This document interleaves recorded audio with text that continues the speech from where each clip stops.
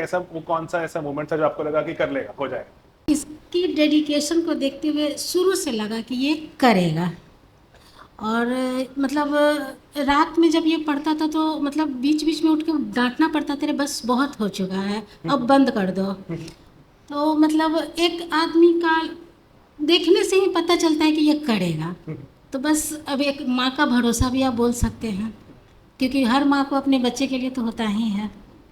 तो और जैसे अगर बाकी कोई पेरेंट्स देख रहे हो, तो मैं तो सोचता हूँ, कई बार सोचता हूँ कि ना, कि पेरेंट्स को लेटर लिखना चाहिए मोर देन स्टूडेंट्स, हाँ कि फेथ रखना बहुत ज़रूरी है। जी ऑलरेडी बहुत ही मुश्किल एग्जाम है और अनसर्टेनिटी बहुत हाई है। जी। तो अगर पेरेंट्स अगर इसको देखेंगे बाद में वीडियो को, तो उनके लिए अब क्या जैसे मैसेज होगा? नहीं तो पेरेंट्स को तो पता चल जाता है कि मतलब उसके बच्चे में कितनी काबिलियत है।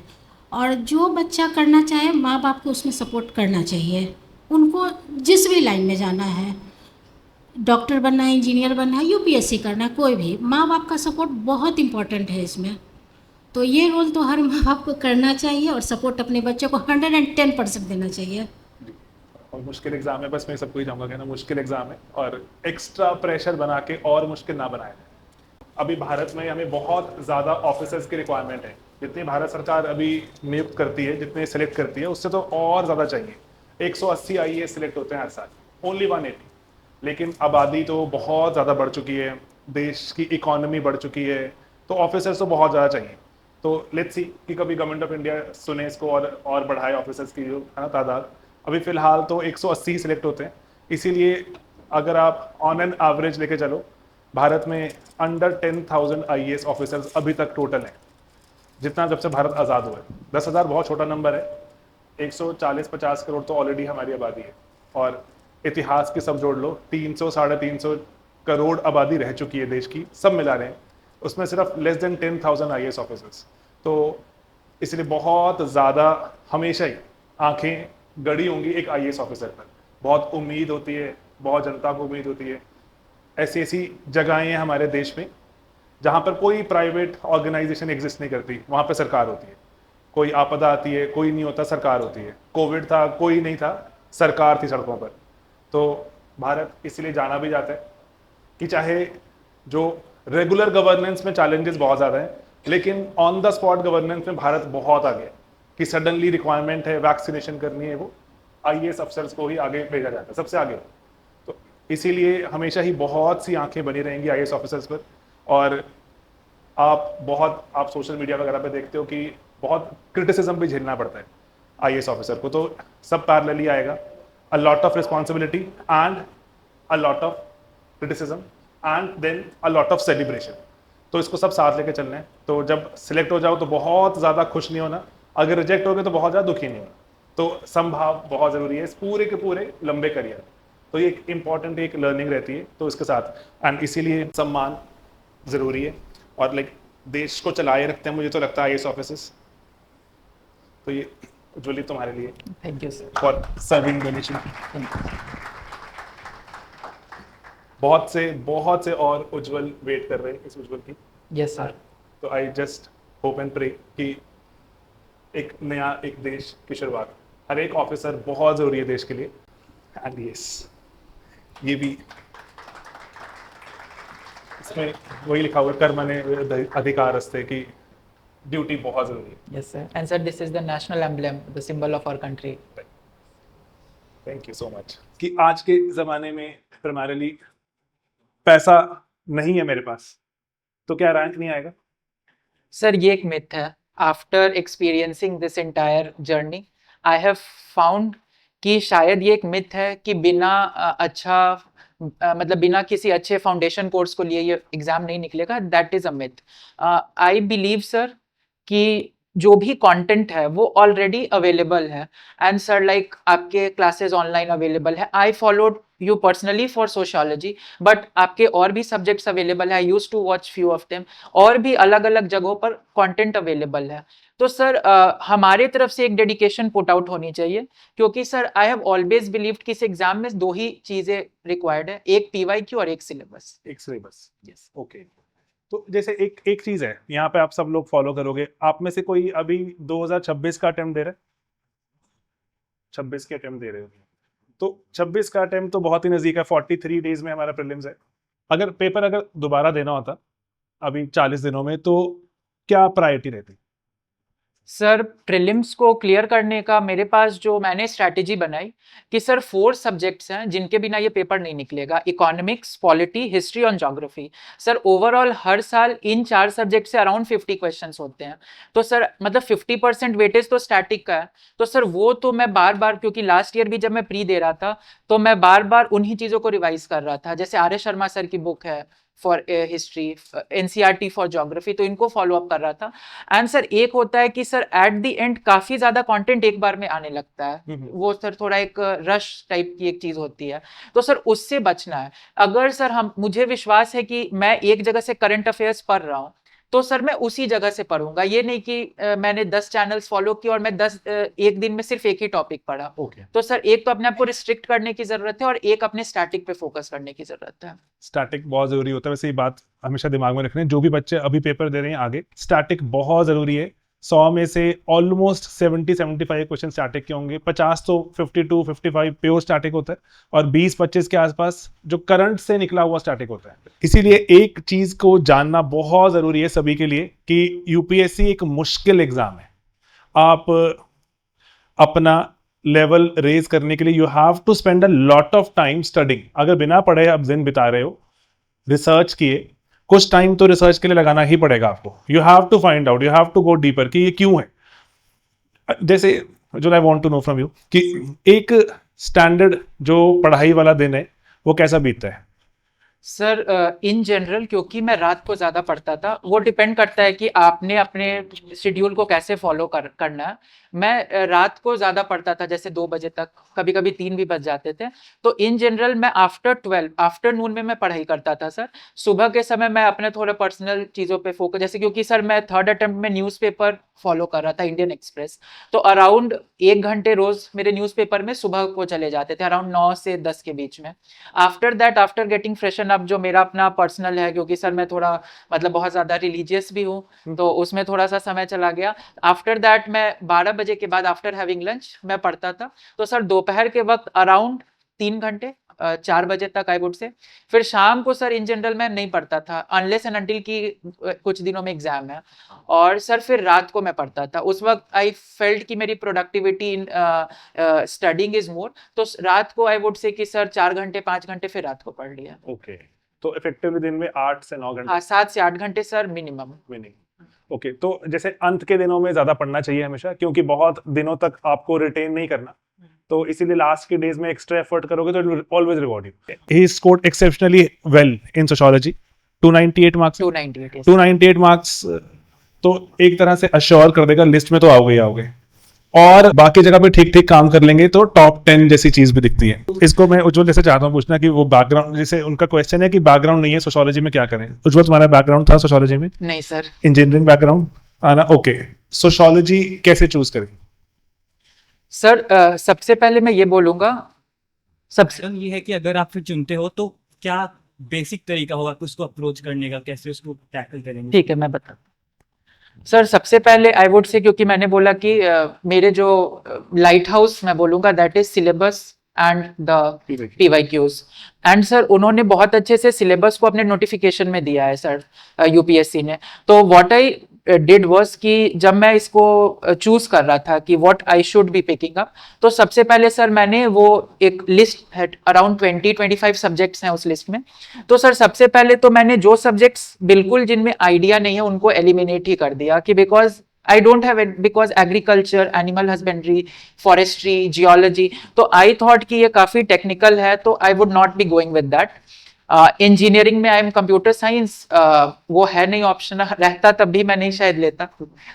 And sir then I figured out कि there is 2 subject which I can read। First was geography and second was sociology. Sir geography क्योंकि थोड़ा मुझे लगा कि थोड़ा साइंस से लिंक कर सकते हैं थोड़ा, तो आई स्टार्टेड रीडिंग इट, थोड़ा मैंने एनसीईआरटीज वगैरह पढ़ी, फिर उसको मैप करने की कोशिश की with the syllabus. And sir फिर मुझे लगा कि नहीं, ये काफी मतलब it is something which NCERT what they are giving and what the syllabus is, उसमें जमीन आसमान का अंतर है। एंड सर सेकंड मैंने सोशियोलॉजी, मतलब स्टार्टिंग में ही मैंने ये 2 सब्जेक्ट फिगर कर लिए थे। तो सर जब सोशियोलॉजी का मैंने सिलेबस देखा तो सर कुछ तो ऐसे टॉपिक्स मुझे देखने से लगे प्राइमा फेसी, वो ऐसा लगा कि आई know about it, I can write about it sir. जैसे पेट्रियार्की है, फिर रिलीजन के बारे में, 2 रिलीजन को पढ़ने पे वो काफी टेक्निकल है बट देखने से लगता है कि शायद वी नो इट। फिर सर थोड़ा मुझे स्ट्रैटिफिकेशन का आइडिया था, सोशल स्ट्रैटिफिकेशन हो गया।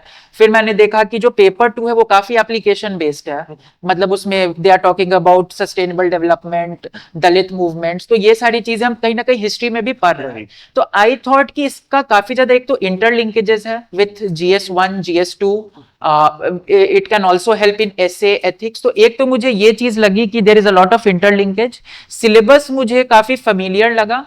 And sir third I would से, ये थोड़ा मेरा पर्सनल था, आई थॉट कि क्योंकि एक दिन मैं सिविल सर्वेंट बनूंगा तो मुझे समाज सेवा करनी है, तो at least I should know the society ना थोड़ा बहुत।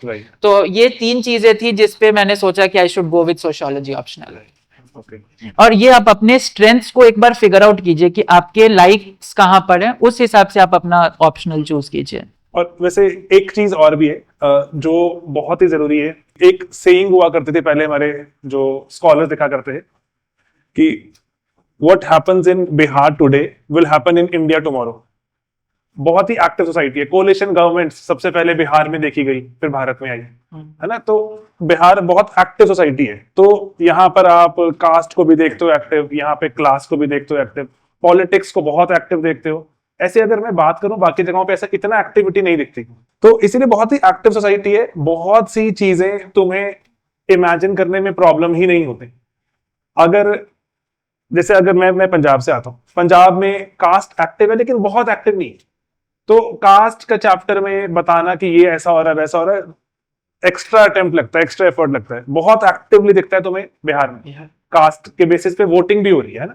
ये सवाल पूछा जाता है कि कास्ट के बेसिस पे वोटिंग हो रही है, आप कहोगे हाँ हो ही रही है, आप उस पर 10 बातें बता सकते हो बिना कोई किताब पढ़े। तो एक्टिव सोसाइटी होने का तुम्हें फायदा मिलता है।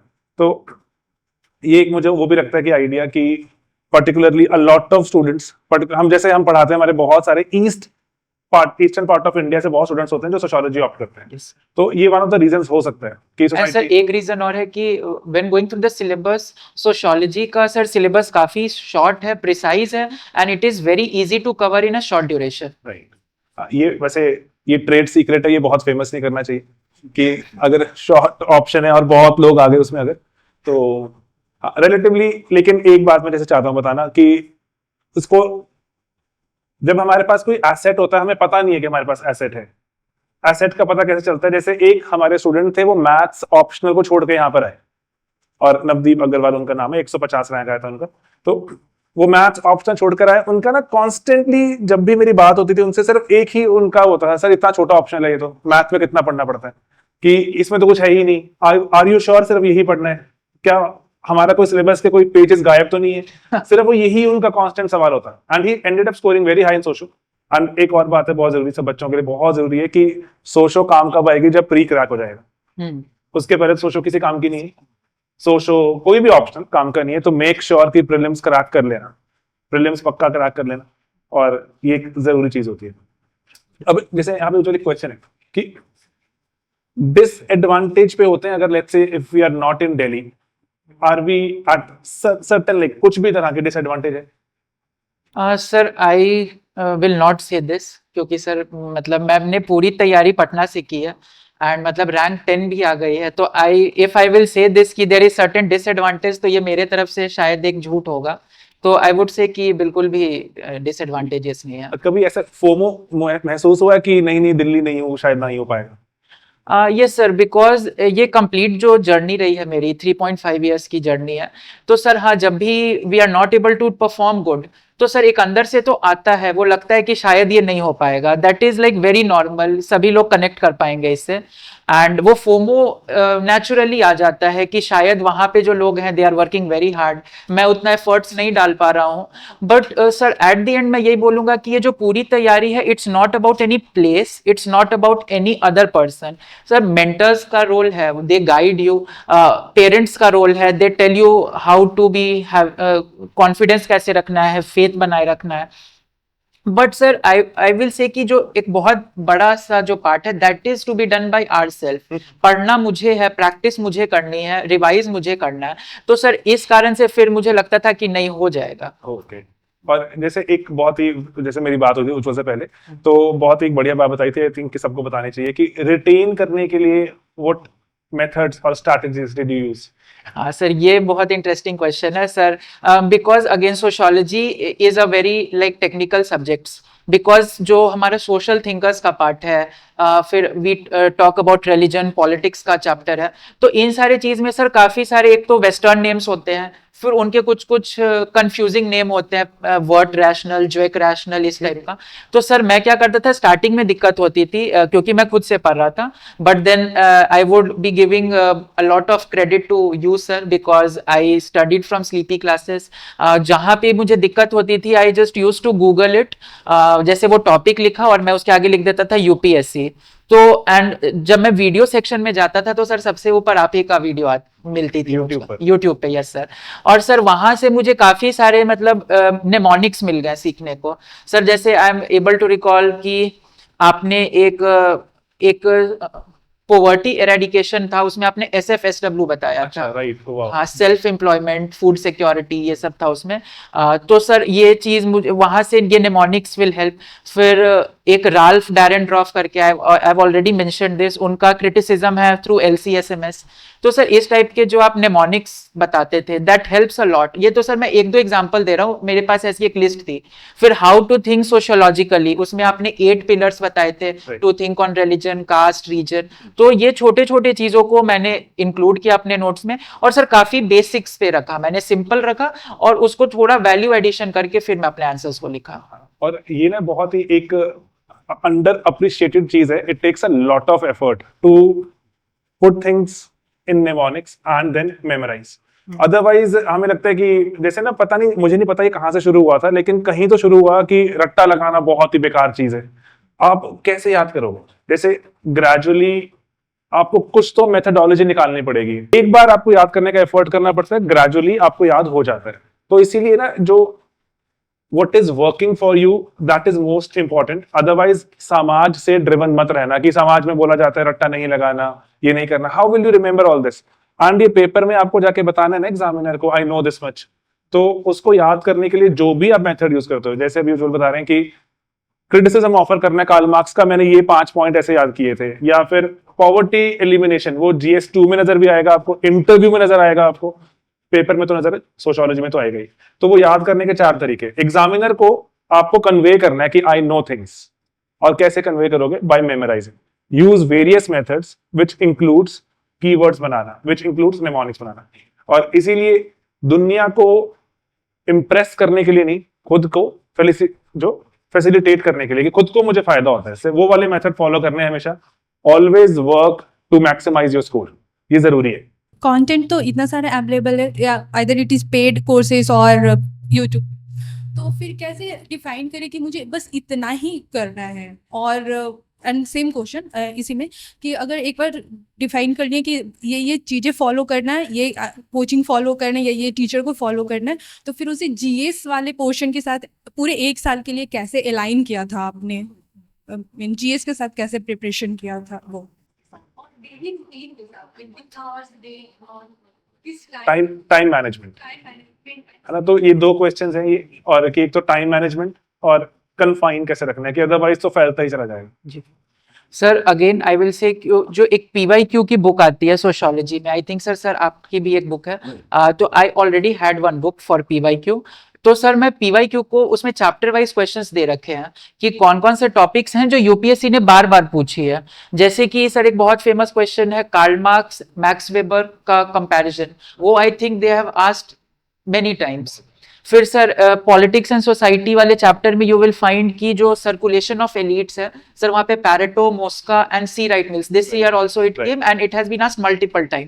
तो जितने थिंकर्स ऑलरेडी पूछे जा चुके हैं वो तो बहुत अच्छे से करने हैं डिटेल में, मतलब there is no alternative to that कि वो तो करने हैं। उसके अलावा क्या होता है कि बहुत सारे टॉपिक्स न्यूज में रहते हैं, जैसे सर आप मैंने पहले बताया dramaturgy, anyhow I got to look at that video, तो वो अगर आप किसी एक चैनल को फॉलो करोगे तो वहां पे बहुत सारे कुछ प्रोबेबल टॉपिक्स होते हैं विच दे टेल कि you should be going through that. ये चैनल से हो जाएगा, ये इस प्लेटफॉर्म से हो जाएगा, वो कुछ ऐसा कुछ क्राइटेरिया होना चाहिए कि हाँ ये चीज FOMO से कैसे बचें? चीजें हैं यहाँ से हो जाएगा लाइक। तो इसके लिए देखिए आपको एक तो अपने आप को डाइवर्सिफाई नहीं करना है, ये नहीं करना है कि अगर आप सोशियोलॉजी पढ़ रहे हो तो आप 10 टीचर्स को फॉलो करो, आप एक ही टीचर को फॉलो करो, आप उनके गाइडेंस में अच्छे से चलो, बिकॉज एट द एंड क्या होता है ना कि जब आप चीजों को एक जगह पे क्यूमुलेट करेंगे तो यू विल फाइंड कि things are similar, 80% things are similar, 20% का थोड़ा ऊपर नीचे वैल्यू एडिशन में डिफरेंस होता है, ये बाकी चीजों में एग्जाम्पल्स में कुछ डिफरेंस होगा, बट जो बेसिक कंटेंट है जो आपको आंसर्स में लिखने हैं दैट विल रिमेन सेम। तो आप एक जगह पे अपने आप को फोकस रखो, सब चीजों के पीछे मत भागो, otherwise you will become material collector. Right. तो आप इस चीज पे फोकस करिए so that you not get into FOMO. और हाँ, जीएस के साथ टाइम मैनेजमेंट। Time management. तो मेरा ये था कि when prelims was about to come, क्योंकि मैंने 3 प्रीलिम्स दिए हैं, तो इन ऑल द 3 अटेम्प्ट्स मैंने क्या किया था, after March I was not doing optional. वो फर्स्ट अटेम्प्ट में कैसा था, लाइक एक सेकंड अटेम्प्ट तक तो आपकी प्रिपरेशन हो रखी होगी, तो फर्स्ट अटेम्प्ट में कैसे? फर्स्ट अटेम्प्ट में ऐसा था मेरा कि स्टार्टिंग मैंने जीएस से किया, जो मैंने 4 बेसिक सब्जेक्ट बताए उनको पहले अच्छे से कवर अप किया फ्रॉम नवंबर, क्योंकि मैंने ज्योग्राफी पहले कर ली, हिस्ट्री पहले कर ली नवंबर 2022 तक। उसके बाद जब पॉलिटी आ गई तो I was able to comprehend polity, ठीक है, मतलब मैं इजिली उनको अंडरस्टैंड कर पा रहा था उस वक्त। From November I started doing Nitin Sangwan sir की बुक, जो सोशियोलॉजी के लिए काफी फेमस बुक है, और वहां पे आपको टाइम मैनेजमेंट जरूरी है कि अगर आप पॉलिटी पढ़ रहे हो तो आपको अपने आप को रिस्ट्रिक्ट करने पड़ेगा खुद से। मैं क्या करता था इन जनरल, सुबह मतलब जो मैं दोपहर के समय पढ़ता था या मैक्सिमम 7-8 बजे तक मैं पॉलिटी पढ़ता था, बट जो रात के 3-4 घंटे हुए उसमें मैं सिर्फ और सिर्फ सोशियोलॉजी को डेडिकेट कर रहा था, so that at least I can cover the syllabus in next 3 to 4 months। Per day 4 हाँ, per day you can say on an average. अगर कभी ऐसा भी हो सकता है कि अगर आप अपने टारगेट्स को मैच नहीं कर पा रहे हो तो उस दिन पॉलिटी को थोड़ा कम करके उस दिन सुबह में भी आप मतलब आप सोशियोलॉजी को पढ़ रहे हो, तो इस तरीके से आपको अपनी चीजों को बैलेंस करना पड़ेगा। आंसर राइटिंग का पहले ऑप्शनल से स्टार्ट किया था या फिर जीएस से? नहीं, मैंने answer writing I started with GS, क्योंकि जीएस से क्या होता है एक थोड़ा स्ट्रक्चर मिल जाते हैं आपको, थोड़ा एक स्ट्रक्चर मिल जाता है हाउ टू राइट, और तब तक मैं थोड़ा अपना वैल्यू एडिशन कर रहा था सोशियोलॉजी के ऊपर। Then after I went for writing the sociology, after writing around 3 to 4 GS के test, then I started optional. Okay, mean you just follow videos जो फ्री अवेलेबल हैं श्रीपी? हाँ, मैंने सर को बहुत अच्छे से फॉलो किया, जहां भी मुझे दिक्कत होती थी वो मैं फॉलो करता था। सर जो वीडियोस डालते थे उनको मैं अच्छे से वॉच कर लेता था, ताकि जैसे मैंने अभी बताया ना, एक क्वेश्चन आया था ड्रामाटर्जी के ऊपर फर्स्ट अटेम्प्ट में, और वो I think I had not covered in my notes, but luckily somewhere sir की वीडियो मैंने देखी थी, तो that way it help me. One last question, one of your interview told कि आप इग्नू से ये भी किया है, तो मेरा भी वही है, अभी करना है, तो वो कैसे हेल्प किया था और उसका कौन सा कंटेंट, इग्नू के मटेरियल होते हैं, जरूरी होते हैं बिनो, तो वो किस तरह से हेल्प किया था आपको इग्नू वाला एमए का? ठीक है, तो उसमें क्या है कि व्हेन यू विल सी ना फॉर मास्टर्स कोर्स, तो वहाँ पे काफ़ी जैसे एक है आपको सोशियोलॉजी ऑफ रिलीजन, एक कंप्लीट पेपर है सोशियोलॉजी ऑफ डेवलपमेंट। तो अब क्या करना है कि पूरे पीएचडी नहीं करनी है, क्योंकि at the end you are having 2 paper और मैक्सिमम 3 पेजेस, उसमें आपको सब कुछ लिखना है, तो वहाँ पे आप पूरा थेसिस तो लिखोगे नहीं, तो उसमें क्या करना है कि यू जस्ट फिगर आउट, आप सिलेबस से मैप करो, ठीक है, जो सिलेबस में टॉपिक, जैसे कार्ल मार्क्स की एलियनेशन इज वेरी इंपॉर्टेंट, और वहां पे एलियनेशन पे एक चैप्टर दे रखा है इन हाँ बुक में, ठीक है, तो आप वहां से थोड़े बहुत वैल्यू एडिशन कर लो, क्योंकि हम लोग बेसिक्स में तो चीजें पढ़ ही रहे हैं कि हाउ एलियनेशन इज वर्किंग, उसके क्या क्या पिलर्स हैं, हाउ 4 तरीके से हो रहा है, बट उसमें जैसे जब आप इग्नू का मटेरियल पढ़ोगे तो वहां पे थोड़ा आपको सरप्लस ऑफ लेबर का इशू दिखेगा, रिलेटिव सरप्लस, एब्सोल्यूट सरप्लस, तो ऐसे यदि आप 1-2 कीवर्ड्स भी आंसर में डाल दोगे, सिर्फ उसको कीवर्ड को मेंशन कर दोगे, तो that will sound like you know the concept. Thank you sir. Okay, welcome. And what revision, like after getting all those content, वो रिवाइज करना, रिटेन करना, जैसे कि आपने बताया, तो वो एक लॉन्ग टर्म के लिए कैसे रखना होता है? फॉर रिवाइजिंग द थिंग्स आपको अपने नोट्स रखने पड़ेंगे, क्योंकि मैंने फर्स्ट अटेम्प्ट में नोट्स बनाए थे, तो आई वुड से कि मुझे उतने अच्छे नोट्स बनाने नहीं आते थे, थोड़े बल्कि हो गए थे. I have also put it on my Telegram, तो वो थोड़े बल्कि हैं, they are not perfect, but at least क्या होता था जब मैंने सर उनको 2 बार 3 बार पढ़ लिया, then I got to know कि इसमें इस नोट्स में क्या वो चीज है जो इंपॉर्टेंट है. Then I just try to revise those keywords, जो की डेफिनेशंस, और इस तरीके से मैंने रिवाइज की. उज्जवल का जो टेलीग्राम चैनल भी है, तो आप उसको जरूर फॉलो कर सकते हो. वहाँ पे ही sharing a lot of notes and other questions and stuff. तो चैनल को फॉलो करके जो गाइडेंस थोड़ा सा और क्लोजली भी हो जाएगी, बिकॉज जो ये बहुत ही अच्छी प्रथा लगती है मुझे कि जब कोई सिलेक्ट हो जाता है तो वो टेलीग्राम चैनल बना देते हैं और बच्चों की हेल्प चलती रहती है, क्योंकि हमने भी कहीं किसी से सीखा होता है और जरूरी है कि let's keep passing it on, जो आगे सबकी हेल्प हो जाती है. जैसे हमारा जो कंटेंट, एक जो चीज है पर्टिकुलरली, सारा कंटेंट, बहुत क्वालिटी कंटेंट इंग्लिश में अवेलेबल है, हिंदी में अवेलेबल नहीं है. इतने सारे रिक्वेस्ट होते हैं हमारे पास कि हिंदी माध्यम का हमें वो चाहिए, तो फाइनली हमने हिंदी में नोट्स कन्वर्ट कर दिए एंड उसको आज हमने फ्री ऑफ कॉस्ट अवेलेबल भी करवा दिया हमारी वेबसाइट पर. We really want to make it happen कि एजुकेशन की कमी तो नहीं होनी चाहिए, क्वालिटी कंटेंट की कमी तो नहीं चाहिए. उसी के लिए शुरू किया था आज से 9 साल पहले श्रीपी क्लासेस. जितना कंटेंट फ्री ऑफ कॉस्ट दिया जा सकता है वी शुड प्रोवाइड. तो अभी एक हम काम कर सकते हैं वाला, वैसे ये हिंदी मीडियम कंप्लीट नोट्स हैं और मैं फर्स्ट कॉपी इसकी बिल्कुल पहला प्रिंट आउट ही है. वैसे अदरवाइज पीडीएफ जो इसको नेट पे अवेलेबल करवा दिया हमने और इसको डाउनलोड कर सकते हो. एक सिलेक्टेड ऑफिसर है हिंदी मीडियम सिलेक्टेड, हमने उनके टच में आए और उनको बोला कि सर ये कन्वर्ट करने हैं. And like he spent 1 complete month proof reading it. हम नोट्स बनाते जा रहे थे, वो पढ़ते जा रहे थे और प्रूफ रेड है by a topper selected from Hindi medium sociology. तो इसीलिए जो मैं मतलब फर्स्ट बिल्कुल पहला है, मैं I want to gift it to Ujjwal and कि लेट्स होप कि ये ज्यादा से ज्यादा बच्चों तक पहुंचे. कई बार हमारी टीम हमें बोलती है कि अगर सब कुछ फ्री दे देंगे तो पेड में क्या रहेगा. तो आई थिंक इसी के लिए स्लीपी शुरू किया था एंड दिस शुड कंटिन्यू. अच्छा सॉरी, हाँ ओके, चलो क्विक क्वेश्चन है. एस्से राइटिंग के लिए उज्जवल क्या कहना चाहते हो?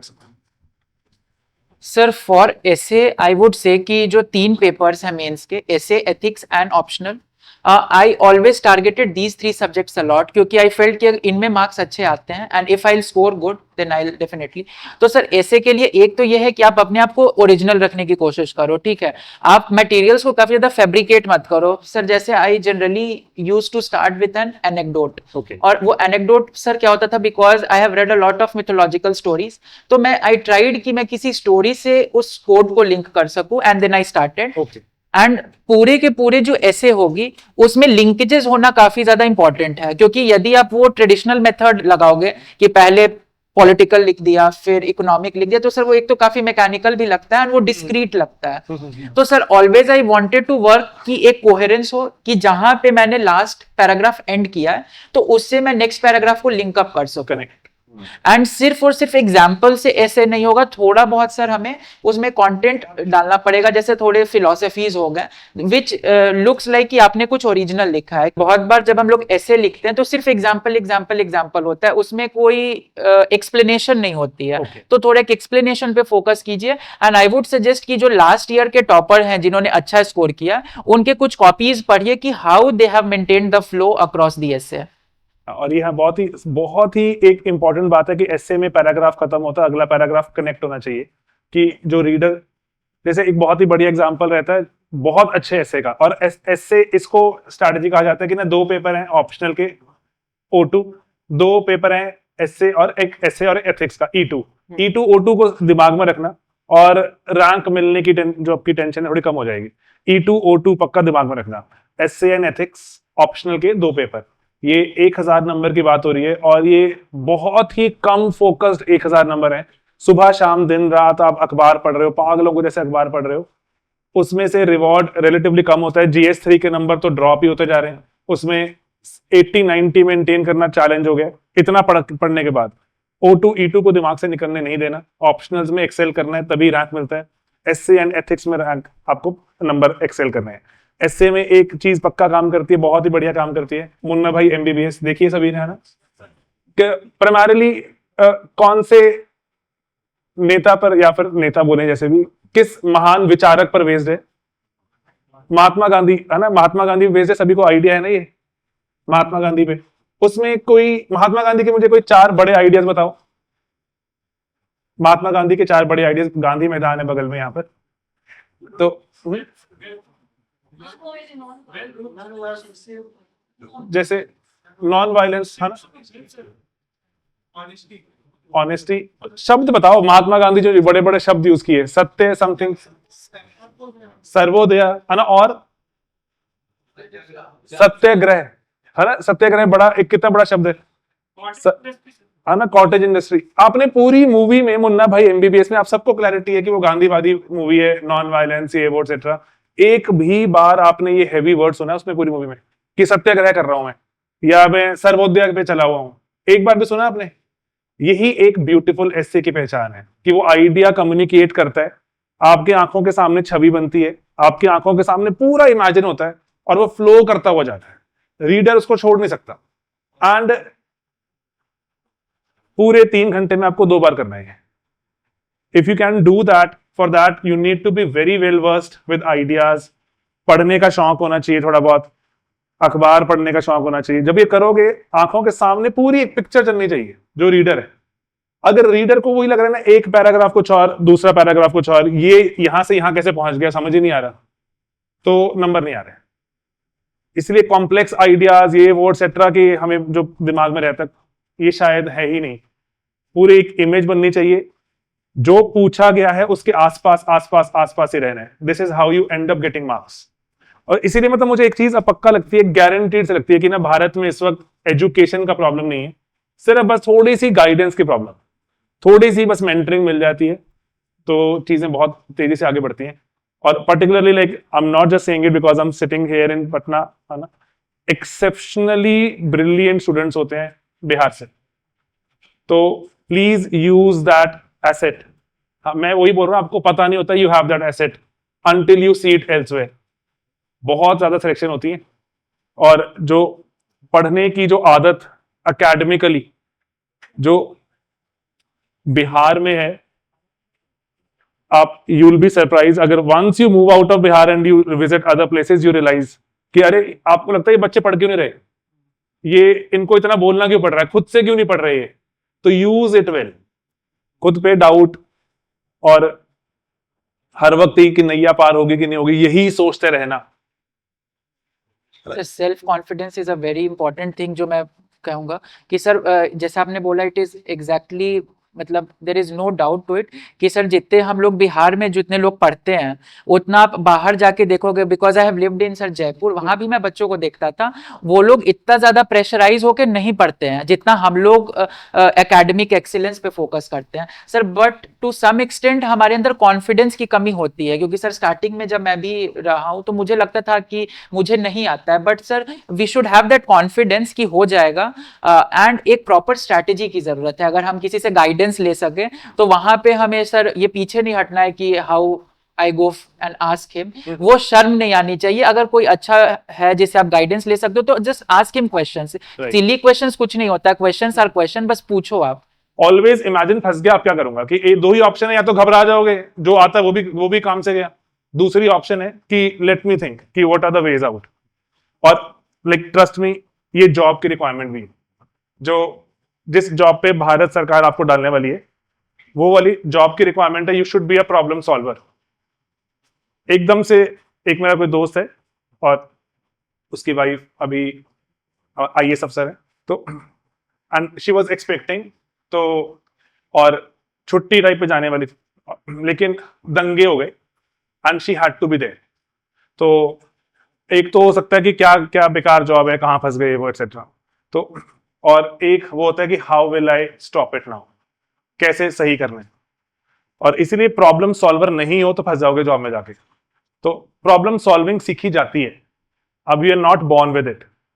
तो इसीलिए ऑलवेज इमेजिन, फंस गए तो अब क्या करेंगे, मुश्किल सवाल आ गया तो क्या करेंगे, यू प्रिपेयर फॉर इट, और कोई ऑप्शन नहीं। जैसे पीवाईक्यू की बात उज्जवल बता रहा है, कंटिन्यूसली पीवाईक्यूज टेलिंग पीवाईक्यूज, वो आपको प्रॉब्लम सॉल्विंग एटीट्यूड लेकर आ रहा है दिमाग में, सिर्फ एक ही चीज की फंस गए तो ये मुश्किल सवाल पहले आया हुआ है, इसका ये आंसर बना सकता हूं मैं, जरूरी नहीं है थिंकर डालूं, कुछ ना कुछ तो बात बता सकता हूं मैं। तो प्रॉब्लम सॉल्वर बनना है, not only to crack this exam but also to excel in life. पक्का ही पक्का भारत सरकार को चाहिए अच्छे ऑफिसर्स, है ना, तो उसी की तलाश में इतना मुश्किल पेपर भी कंडक्ट करते हैं वो, and be that person. Okay, तो अच्छा एक सवाल था please. Hi Ujjwal sir, my name is Golu and I am also from Patna. और सर जैसा कि पता चला कि आप भी कंकड़बाग में रह रहे थे आर्मी कॉलोनी में, हम भी वहीं से आए हैं। सर तो मेरा सवाल इसका सोशियोलॉजी ऑप्शनल से ही है कि सर जैसा कि हम लोग सोच लेते हैं कि सोशियोलॉजी ऑप्शनल लेना है, तो हमारे दिमाग में आता है कि ये तो बहुत ही आसान सब्जेक्ट है, सोशियोलॉजी ले लेना है, समाज के बारे में पढ़ना है, तो कहाँ तक हम इस बारे में सच हैं।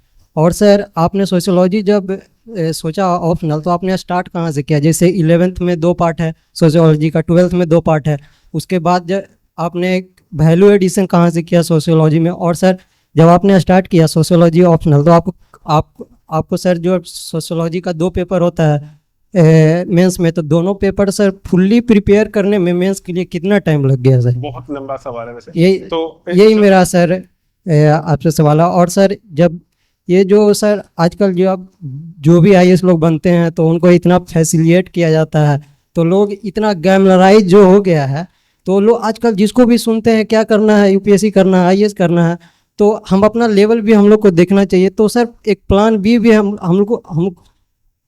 हमको सर अपने अंदर कैसे हम झांके कि हम इस प्रिपेयर में हमको आना चाहिए कि नहीं आना चाहिए। आ तो जाएंगे और इसमें फंस जाएंगे, फिर निकल नहीं पाएंगे तो एक दिक्कत हो जाएगा।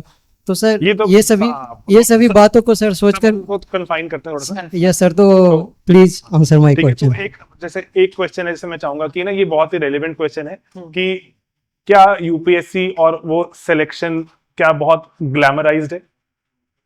क्या बहुत से बच्चे आ जाते हैं?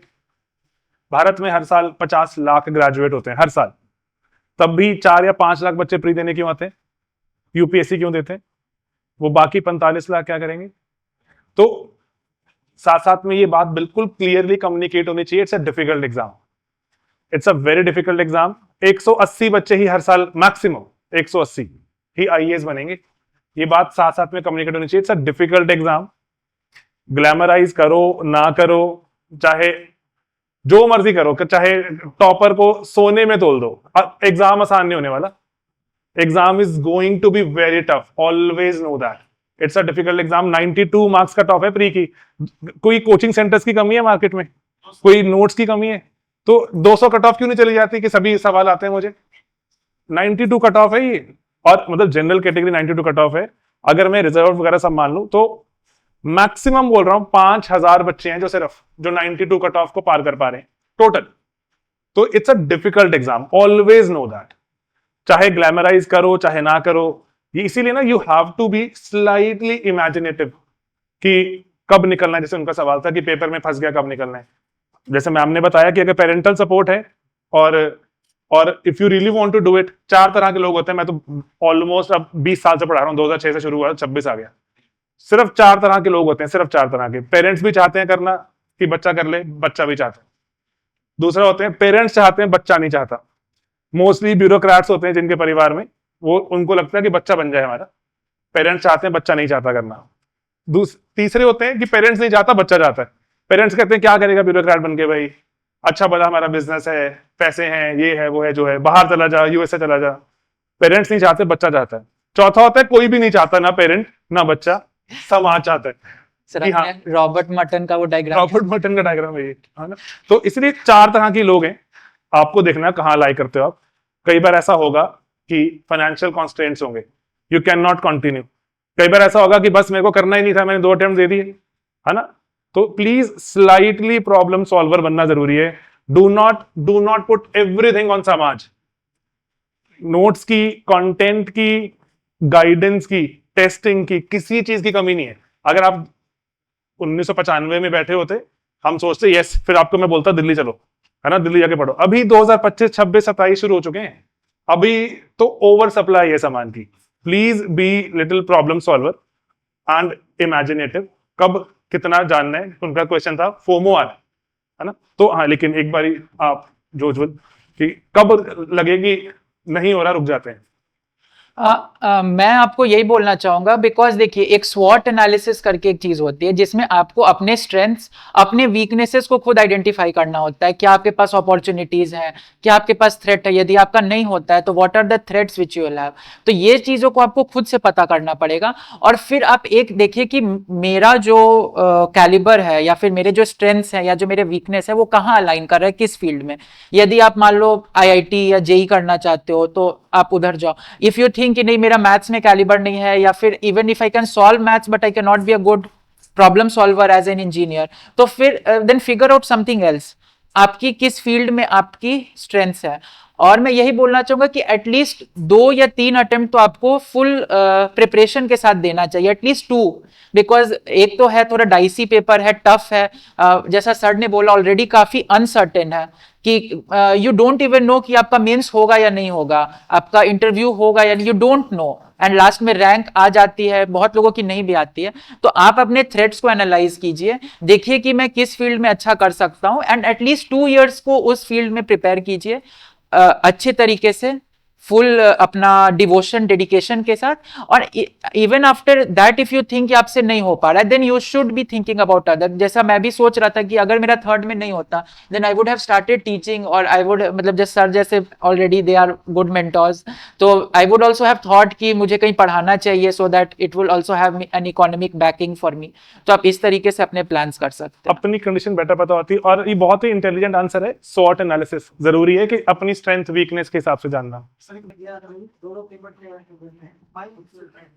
हाँ, आई वुड से कि जो पहला मेरा पेपर था उसमें थोड़ा टाइम लगा था मुझको। आई स्टार्टेड इन नवंबर, वो मार्च तक चला गया था, फरवरी मार्च तक। और पेपर 2 में जब आप देखोगे तो स्टार्टिंग के जो 3 पार्ट्स हैं, part A, part B, part C, तो पार्ट ए और पार्ट बी को करने में थोड़ा समय लगेगा, but part C is more of application, जो आपने पेपर में पढ़ा है, तो फिर उसको करने में ज्यादा दिक्कत नहीं होती। तब तक आपका GS का भी नॉलेज एक्यूमुलेटेड है, then that also helps to value add, and फिर जो आपने थिंकर्स पढ़े उनको आप कोट कर सकते हो। तो overall 4 months for paper 1 and around 3 months for paper 2। हाँ, मैंने पहले थोड़ा ज्योग्राफी, हिस्ट्री ये सब पढ़ ली थी, उसके बाद नवंबर में स्टार्ट किया था। I started with syllabus. मैंने NCERT क्लास 11th की पढ़ी थी, दोनों बुक को पढ़ा था ताकि थोड़ा आइडिया हो जाए। फिर नितिन सांगवान सर की बुक को पढ़ा, एंड फिर बाद में मैं स्लीपी क्लासेस के लेक्चर्स को फॉलो। वैल्यू एडिशन, जैसे मैंने बताया, जो क्लास नोट्स अवेलेबल थे वहां से मिल जा रहे थे, सर की जो लेक्चर्स आती थी वहां से कुछ एडिशनल चीजें मिल रही थी। फिर मैं मॉक टेस्ट दे रहा था, क्योंकि आई हैड रिटन अबाउट, अगर मैं मिलाऊं तो लगभग मैं 20 से 30 टेस्ट लिख चुका हूँ सोशियोलॉजी के टोटल थ्रू आउट माई। तो उन 30 टेस्ट के जो मॉडल आंसर्स होते थे उनमें काफी कुछ आपको मिल जाएगा, examples, thinkers. That will come with practice. जैसे आंसर राइटिंग प्रैक्टिस से आएगी, वैसे ही जब आप इंग्लिश को थोड़ा प्रैक्टिस करोगे, आप अपने थोड़े पीयर ग्रुप्स में बात वगैरह करना स्टार्ट करोगे, भले ही टूटी फूटी इंग्लिश में बात करो, but then that will give you confidence कि I can speak. Sir, current affair को कैसे एंटिसिपेट करें, और सिर्फ वही नहीं, फिर मेंस के लिए भी उसको कैसे करें। और ये बहुत ही रेलिवेंट बात है कि 10,000 बच्चे प्री क्रैक करेंगे, असल 12,000 करेंगे, बहुत ही मेहनती बच्चे रह जाएंगे। क्या करें कि प्रीलिम्स क्रैक हो जाए। देखिए प्रीलिम्स के लिए, क्योंकि मेरा भी सेकंड अटेम्प्ट में प्रीलिम्स नहीं हुआ था, and around 88 was the cut off, मेरे 84 थे, 4 मार्क्स का डिफरेंस था। तो मैंने यही फिगर आउट किया कि पहली चीज तो prelims is a lot about reading, ठीक है। मेंस में राइटिंग करनी है, 3 घंटे में 50 पन्ने, बट प्रीलिम्स में you have to read a lot of statements. 100 questions देखने को हैं, बट 300 स्टेटमेंट्स होते हैं एटलीस्ट। तो एक तो आपको रीड करना है, चीजों को एनालाइज करना है, और you have to be very particular to identify कि गलत क्या है।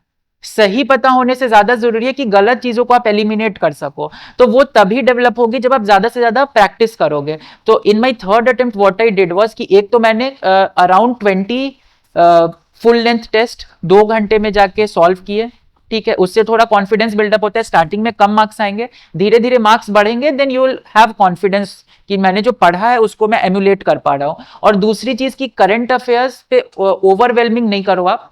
मैंने सिर्फ न्यूज़पेपर को फॉलो किया, और बाकी कुछ जो वीडियोस, एक्सप्लेनेशन वीडियोस आते थे उनको मैं देख लेता था, ठीक। करंट अफेयर को मतलब छोड़ सकते हैं क्या? नहीं, आई विल से कि अगर आपका स्टैटिक में एक्यूरेसी इज मोर देन 80% तभी छोड़ो आप, but that is very tough. 80% accuracy बहुत टफ है लाना। क्योंकि सर मेरे एक दोस्त वो मुझे बता रहे थे कि तुम अब छोड़ दो, नहीं हो रहा है तो डायनेमिक पार्ट छोड़ दो और सिर्फ स्टैटिक्स पढ़ो। तो देखिए दैट विल डिपेंड। अगर आप सिर्फ स्टैटिक पढ़ के जाओगे तो एटलीस्ट, जैसे सर ने भी बोला सर 70 क्वेश्चंस होते हैं, मैक्सिमम 70 क्वेश्चंस होते हैं।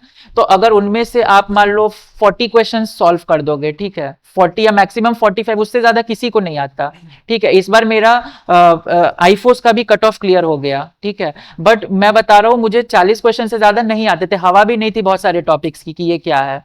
तो उससे क्या होगा, अगर मैक्सिमम 45 क्वेश्चंस भी करते हो तो 90 क्वेश्चंस तो आपको मिलेंगे, but that is 92 is the cut off, और वो भी एक्यूरेसी सर 100 होगी तब हो पाएगा। बहुत ही, इसीलिए हाँ, जो रिस्क की स्ट्रैटेजी, रिस्क की स्ट्रैटेजी, आपको उसके लिए पीवाईक्यू एनालाइज करना पड़ेगा। जो पीवाईक्यूज में टॉपिक आते हैं, मैं एक शॉर्ट में बता देता हूं कि जैसे पीवाईक्यू में बहुत सारे टॉपिक्स आते हैं, अब हम लोग क्या करते हैं सिर्फ आंसर्स को पढ़ के आगे बढ़ जाते हैं। जैसे कि एक एग्जांपल है सर, कोबाल्ट पे क्वेश्चन आया था 2023 में कि सबसे बड़ा प्रोड्यूसर कौन है। तो सर मैक्सिमम लोग क्या करेंगे कि अच्छा कोबाल्ट और डीआरसी याद कर लिए कि democratic Republic is maximum, Congo, हाँ, बट वो यूपीएससी उसको रिपीट करे उसकी चांस सर काफी लो है। तो सर मैंने क्या किया था सर कि जो कोबाल्ट था तो मैंने रिलेटेड एलिमेंट्स के टॉप प्रोड्यूसर्स की चार्ट बना ली थी कि लिथियम, कॉपर, और सर वो क्वेश्चन आ गया था इस बार प्रीलिम्स में। तो this thing is what we call PYQ analysis. आपको सिर्फ पीवाईक्यू के आंसर्स याद नहीं करने, उनसे आपको टॉपिक्स थोड़े बहुत रिलेटेबल प्रिडिक्ट करने हैं, और वहां से भी और स्टैटिक में थोड़ा बहुत रिपीटिशन हो सकता है। मेंस का जो सर राइटिंग होता है सर, उसको कैसे स्ट्रक्चर करना है सर? तो देखिए मैं सर यही बोलूंगा कि जो आंसर का स्ट्रक्चर है वो तो सेम होगा फॉर ऑल क्वेश्चंस। आपको एक इंट्रोडक्शन देना है, बॉडी देनी है और कंक्लूजन देना है, ये तो ओवरऑल स्ट्रक्चर है ना।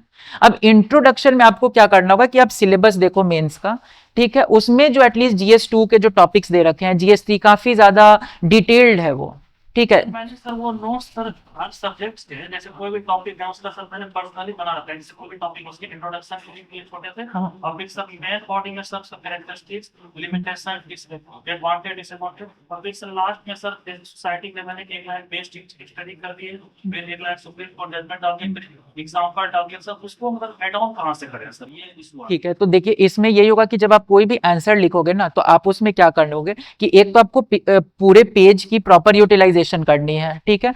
उसमें आप क्या करो, थोड़े कुछ चीजें ऐसी होंगी जो आप डायग्राम के फॉर्म में लिख सकते हैं, जैसे एक हब एंड स्पोक मॉडल बना के कुछ टॉपिक्स को लिख दिया। एंड आपने जैसे 2 पेजर नोट्स बनाए हैं, उसमें बहुत सारी चीजें, आप सब कुछ तो याद नहीं कर सकते ना, हर टॉपिक पे आप मैक्सिमम एक डेटा याद कर लो, एक केस स्टडी याद कर लो, एक बेस्ट एग्जांपल याद कर लो, एक कोटेशन याद कर सकते हो एथिक्स में। तो आप क्या करो कि जब अगर वो क्वेश्चन उस टॉपिक से आ रहा है, देन व्हाट यू डू कि आप उसको एक अच्छा इंट्रोडक्शन दो, रादर देन कि आजकल सर क्या होता है सभी लोग डेफिनेशन से इंट्रोड्यूस करते हैं। मैंने सर एक स्ट्रैटेजी अपनाई कि मैं थोड़ा डेटा या फिर कुछ एग्जाम्पल्स इंट्रोड्यूस करता ताकि थोड़ा वो कैची लगे। और ये बहुत सही बात है, पता है, जैसे आपका ना वो कह रहे हैं ना कि जैसे इनका ना क्वेश्चन है, सब बच्चों को बताता हूँ। तो एक हमारे साथ एक स्टूडेंट थे जो बहुत दिन तक क्लोजली काम किया, जो क्योंकि हमारा सेंस प्राइमरीली ऑनलाइन है सब कुछ, लेकिन वो हमारे ऑफिस के बगल में रहते हैं। तो इस बार उनका रैंक है 295 रैंक है वैसे उनका। तो एक बेसिक चीज पे, and he is improved his mains के मार्क्स बाय 100 नंबर इंप्रूव हुए।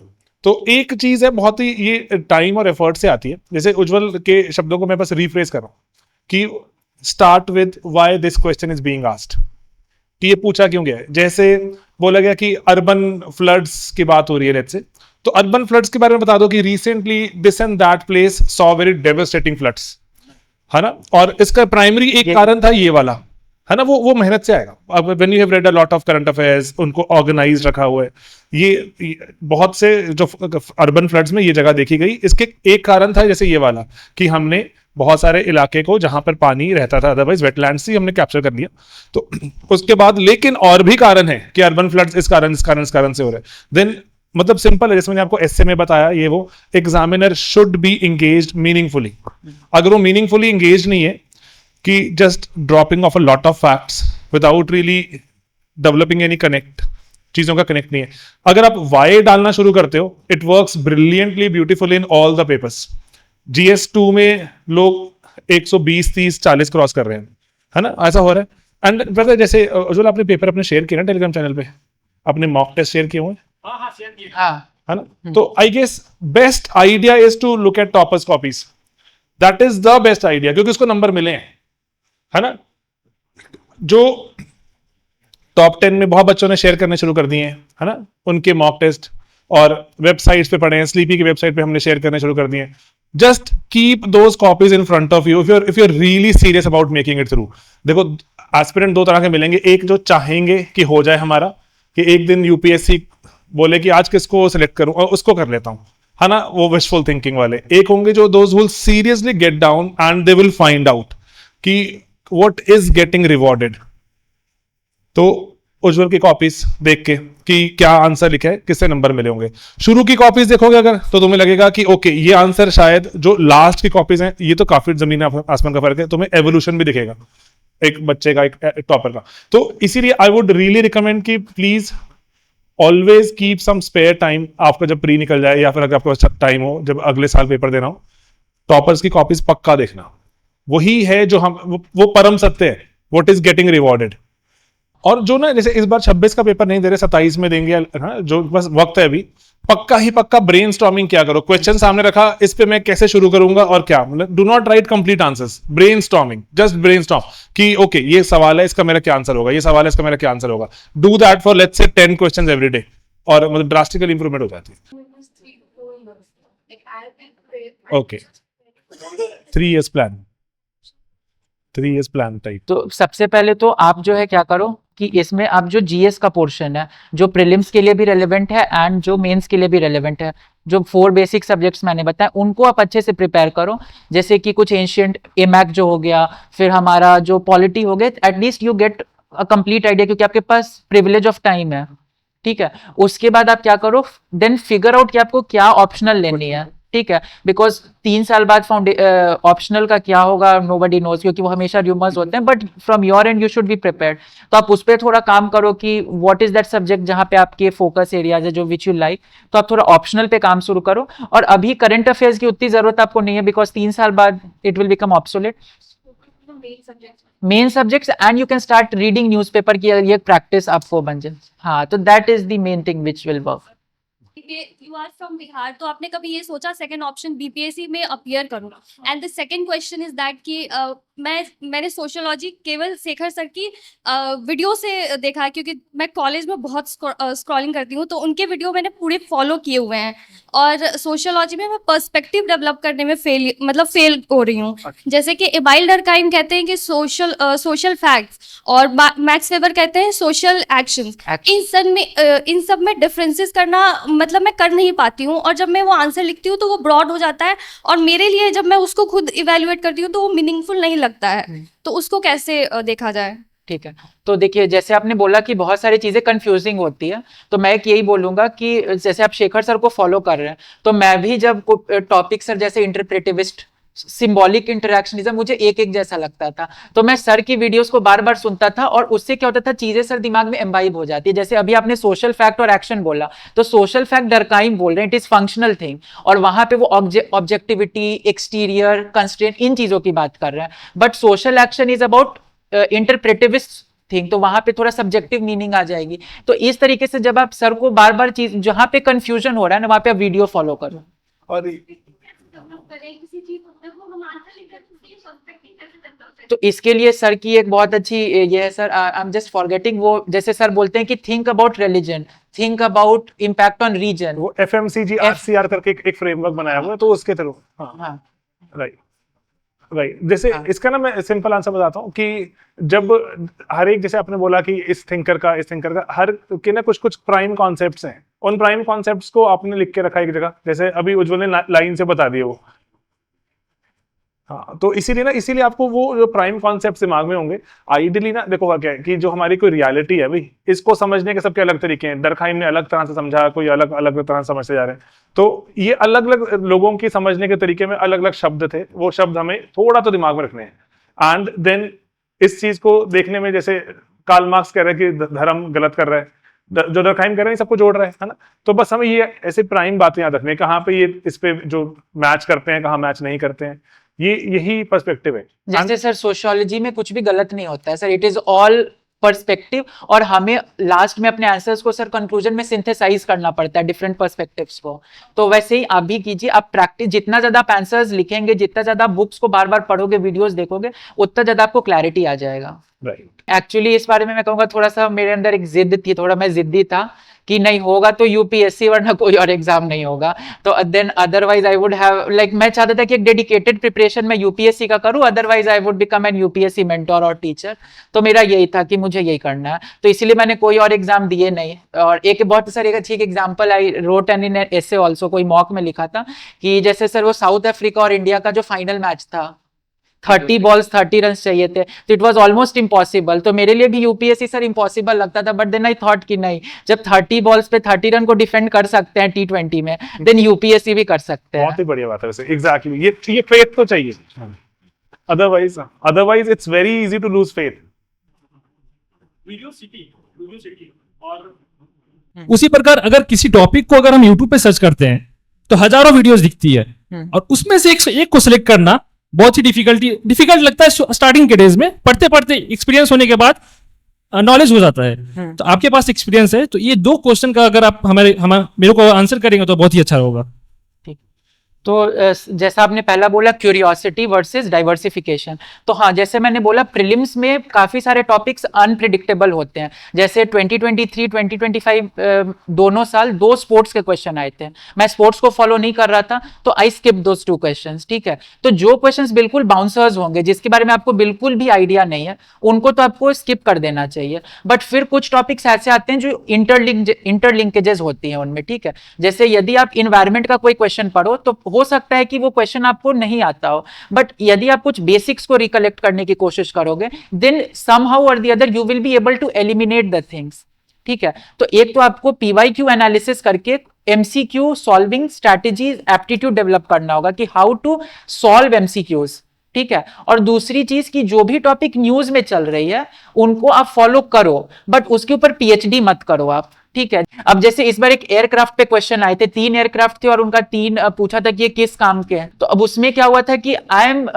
काफी इंथुजियास्ट रीडिंग अबाउट एयरक्राफ्ट, तो वो क्वेश्चन मुझे आता था, बट बिकॉज वो मुझे पसंद है इसलिए आता था। तो आई कैन नॉट से कि तुम जाके सारे एयरक्राफ्ट्स को पढ़ लो। तो इस तरीके से आप जो करंट अफेयर्स में पढ़ रहे हो ना चीजें, उनको स्ट्रीमलाइन करो। हो सके आप तो एक इंडियन कोई एक पेपर के जो आर्टिकल्स का वो आता है एनालिसिस, उनको कर लो आप, एंड देन फिगर आउट कि कौन कौन से टॉपिक्स हैं जो मोस्ट प्रोबेबल है। जैसे मैंने एक बताया कि पीवाईक्यू से कैसे I linked cobalt with lithium and copper. तो ऐसे यदि आप चीजों को थोड़ा प्रिडिक्ट करने के चाहोगे तो around 45 questions you will be able to solve in the first go. Second कि वो इतने सारे सोर्सेज हैं, हाउ टू फाइनलाइज। हाँ ठीक है, तो इसके लिए मैं यही बोलूंगा कि टॉपर्स की स्ट्रैटेजी सुनिए। जैसे सोशियोलॉजी के लिए सर मैंने सृष्टि जैन मैम को काफी फॉलो किया, and I heard about sleepy from her.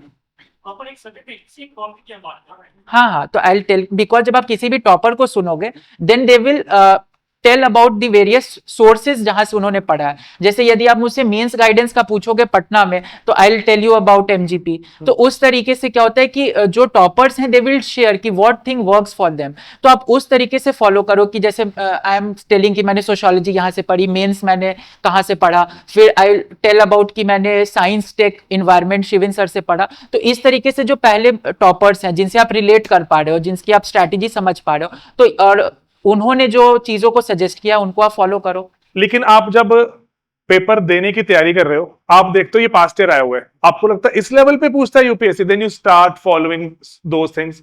लेकिन वो कर्व बॉल थी, कर्व बॉल मतलब आप उस दिशा में निकल गए, बहुत सारी चीजें जो हमारे कंट्रोल में आ सकती थी कंट्रोल में लाने बंद कर दी, and that is where we lose. Time सीमित है सभी के पास, you have to put it in the right place and it gives you results. एक एग्जांपल है, मेधा आनंद गॉट रैंक 13 इन 2023। मेधा का 2019 में भी रैंक आया था, एंड उसका तब रैंक आया था 310। तब मेधा ने तब शुरुआत की थी जर्नी हमारे साथ, एंड और 310 रैंक आया था, उसको IRTS मिल गया था, रेलवे ट्रैफिक सर्विस मिल गई थी, and like she was fine.